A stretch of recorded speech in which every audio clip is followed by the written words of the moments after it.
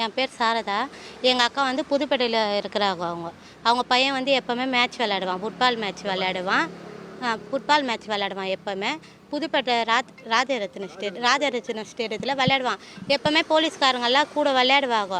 அவன் எப்போவுமே கெலிக்கிறதுனால என்ன பண்ணிக்கிறானுங்க, இன்றைக்கி வா லாஸ்ட்டு வச்சுக்கலாம் மேட்ச், நம்ம யார் இதில் கெலிக்கிறோன்னு பார்க்கலான்னு கூப்பிட்டுக்கிறானுங்க. சரி, சின்ன பையனும் அவன் போய் விளையாடும் போதே எங்கள் அக்கா பையன் கெலிச்சிட்டுக்கிறான். எங்கள் அக்கா பையன் கெலிக்கவும் என்ன பண்ணிட்டு இருக்கிறான், போலீஸ்காரன் கோவத்தில் எங்கள் அக்கா பையனை சரியான அடி அடிச்சிட்டுக்கிறான்.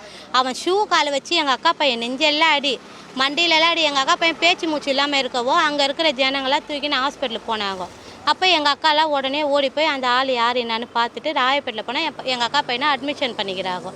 பேச்சு மூச்சு இல்லாமல் இப்போ ஹாஸ்பிட்டலில் இருக்கிறான். போலீஸ்காராக இருந்தால் எது வேணாலும் செய்யலாமா? பொதுமக்களுக்கு அப்போ நியாய நீதி எதுவுமே கிடையாதா?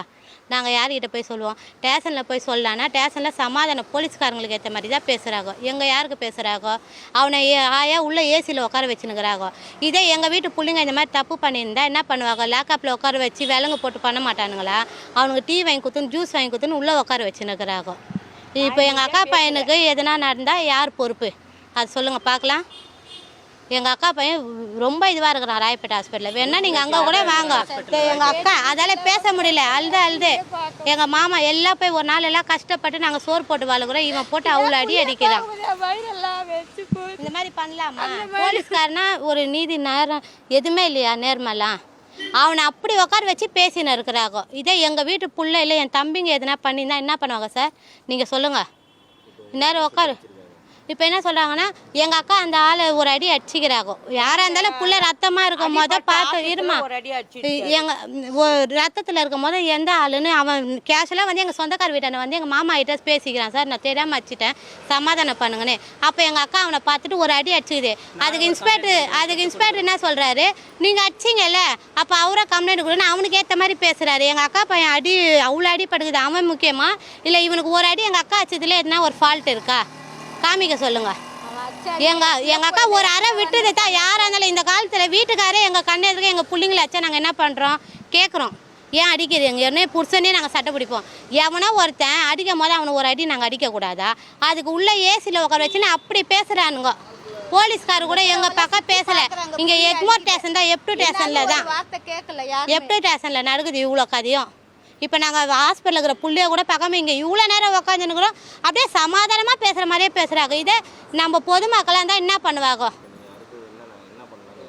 நாங்கள் விடுற மாதிரி இல்லை சார். அவங்கள கேஸ் வாபஸ் வாங்கலை. அவங்க வந்து எங்களை அப்படியே எங்கள் அக்கா வந்து ஒன்றே தெரியாது. எங்கள் அக்காவுக்கு எங்கள் அக்காவுக்கு ஒன்றே தெரியாது. எங்களை மாதிரிலாம் பேசாது.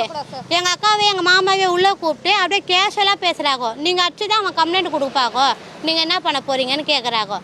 எங்களுக்கு அதெல்லாம் இல்லை. எங்கள் அக்கா மேலே அவங்க கம்ப்ளைண்ட் கொடுத்துக்கிட்டோம். ஆனால் நாங்கள் கேஸ் வாபஸ் வாங்க மாட்டோம்.